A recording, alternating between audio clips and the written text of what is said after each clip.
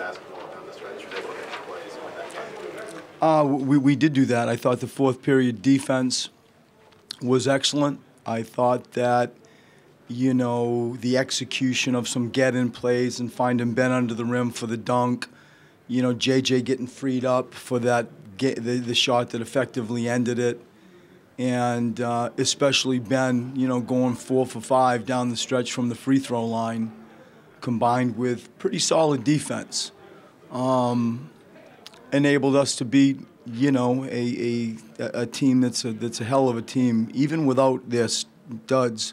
Like, the system is exceptional. They really have a solid system, and we needed all that to find a win. Brett, can you take us through the Joel situation? When did you find out he was going to play? How did you adjust, and what did you think of him throughout the game? And this is the world we all live, because I get up here and I tell everybody pregame, you know, everything I know, the whole truth and nothing but the truth. And, you know, you pivot out of that when it gets to, like, the game time decision, and it is that. And it's happened quite a bit. You know, in Toronto, you know, you learn he's going to play or not. Tonight, there was nothing in my mind that suggested he was going to play. Based on the swelling in his hand and what we saw at practice, he went out and had a good warm-up. Then he felt quite good about himself. And with about 35, you know, 50 or 36 minutes on the clock, I meet the team at 35, it was announced to us that he felt good enough to play. And I think, to Joel Embiid's complete credit, you know, he came in and he surprised me. He actually made some shots. And if you saw the swelling in his hand, you wouldn't have thought that would have been the impact. He would have blocked shots. He would have rebounded. He would have been physical defensively. But he actually still had some finesse and touch to his shot with his swollen right hand. But it happened quick. It was completely unexpected. And I give him a lot of credit for playing through complete pain and trying to play in front of the Philadelphia fans and help his teammates. That's a gutsy effort. You mentioned the shot that JJ made in like 35 seconds left, and you've also mentioned before just how important his movement is within your offense. What did you see on that play that allowed him to create a little sliver there for himself? I mean, we've been living in this kind of look all year when it gets down to, we call it crunch time offense. And usually, you know, at about 4 minutes on the clock, I do some stuff with JJ and Joel and Ben, and stack up, you know, Cov and Dario on the other side. And just, we have different looks and reads out of that. And, you know, he commands so much attention, and he's really as effective a screener as we have, because his man doesn't leave. And oftentimes, you know, it frees up Ben for straight line drives.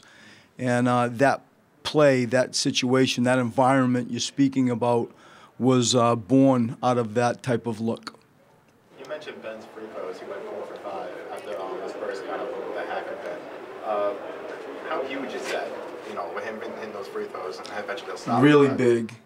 You know, one of the challenges that we talked with the team about is we felt if we could have an advantage on the free throw line, free throw attempts, and now let's go make them, and if we could come in and win the turnover battle, that we would put ourselves in a position to win. If we didn't do that, we felt we can show all the tape we want, we can call whatever play we want, it's not going to matter. And we did win the turnover battle, and we did win the free throw battle.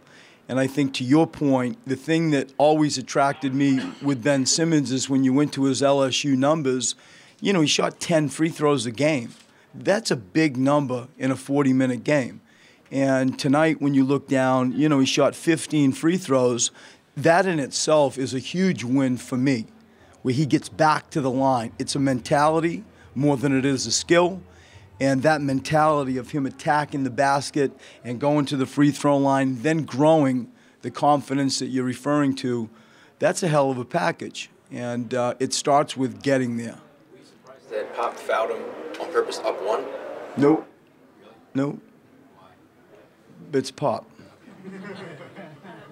Brett, to that point, what does it mean to you, given your history with the Spurs, to get a win against this team? The Sixers hadn't won in 12 games. You know, it's a program that I have tremendous fondness and respect for. You know, I still see those guys and communicate with those guys, and you know, it's a team that didn't have their full strength roster, but in my eyes, it's still the San Antonio Spurs. And like I say to everybody to start, the system moves through the league. The system moves through 82 games. The things change when it's the playoffs, but the system wins games in the regular season. And you can put in whoever you want. They're still going to play and compete and be organized. And so from that perspective, the win is satisfying.